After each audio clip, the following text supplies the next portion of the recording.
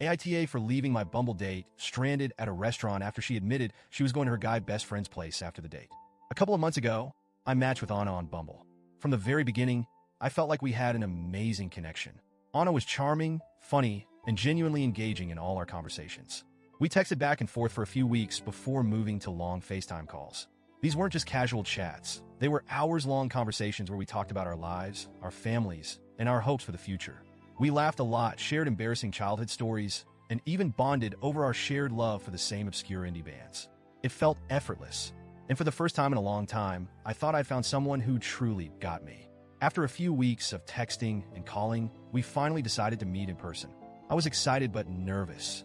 I wanted to make a good impression, so I suggested we go to this nice restaurant I've been wanting to try. It was a bit out of the way for both of us, but I thought it would be worth it. When I mentioned it to Anna, she seemed genuinely excited. She also asked if I could pick her up and, after the date, drop her off at her best friend's place because they had a movie night planned. She explained that her best friend, Josh, was like a brother to her and that they had a standing tradition of hanging out once a week. At the time, I didn't think much of it. I've had female friends who were just friends, so who was I to judge? The night of the date, I picked Anna up, and she looked absolutely stunning. She was wearing this simple but elegant dress that perfectly matched her personality, effortlessly classy. On the way to the restaurant, we talked and laughed like we always did. The car ride felt like an extension of our FaceTime calls, and I felt more and more confident that this was the start of something special. The restaurant was amazing. We shared appetizers, tried each other's dishes, and even ordered a dessert to split. Anna had a couple of drinks, and since I was the designated driver, I stuck to water. The conversation flowed so naturally that it felt like we'd known each other for years.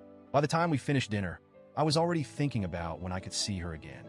That's when everything changed. As we were wrapping up and waiting for the check, Anna casually mentioned, "Hey, can you drop me off at Josh's after this?" It took me a second to process, but then I remembered. Josh was the name of her guy best friend. At first, I didn't think much of it, so I asked, "Wait, who's Josh again?" Anna hesitated for a moment, then gave me an awkward smile. "Oh, Josh is my best friend. We hang out all the time. He's the one I'm having the movie night with tonight."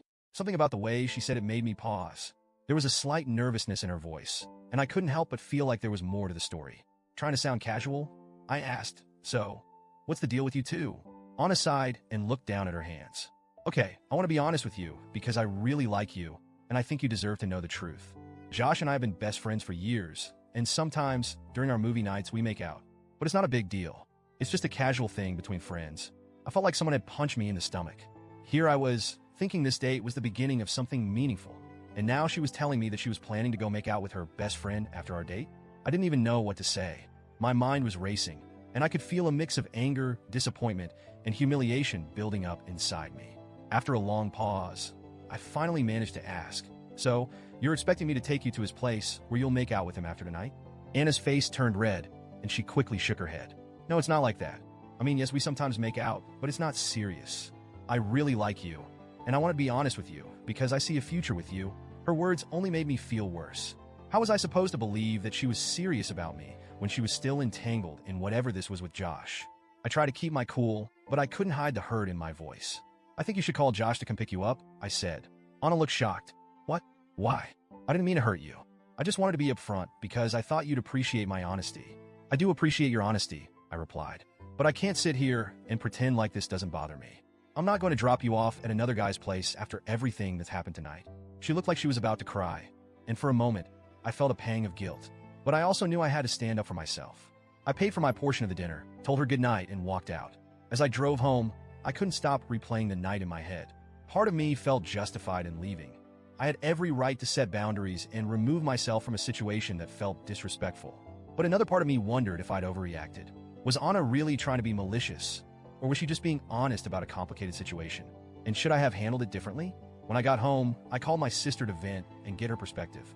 My sister is usually my voice of reason, but this time, she surprised me.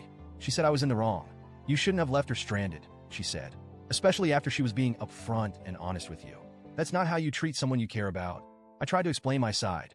How could I be expected to wine and dine someone, only to turn around and play chauffeur to the guy she's clearly still tangled up with? It felt like a slap in the face. My sister sighed. "I get why you're upset, but you could have at least waited with her or helped her arrange a ride home. Walking out like that wasn't fair." Her words stuck with me, and now I'm torn. On one hand, I feel like I had every right to walk away from a situation that made me uncomfortable. On the other hand, was it really necessary to leave Anna there? especially when she'd been honest about her situation. I keep replaying the night in my head, wondering if I overreacted or if this was just a hard lesson for both of us. So, Reddit, AITA for leaving Anna at the restaurant after what she told me? Or was I justified in walking away from something that felt wrong?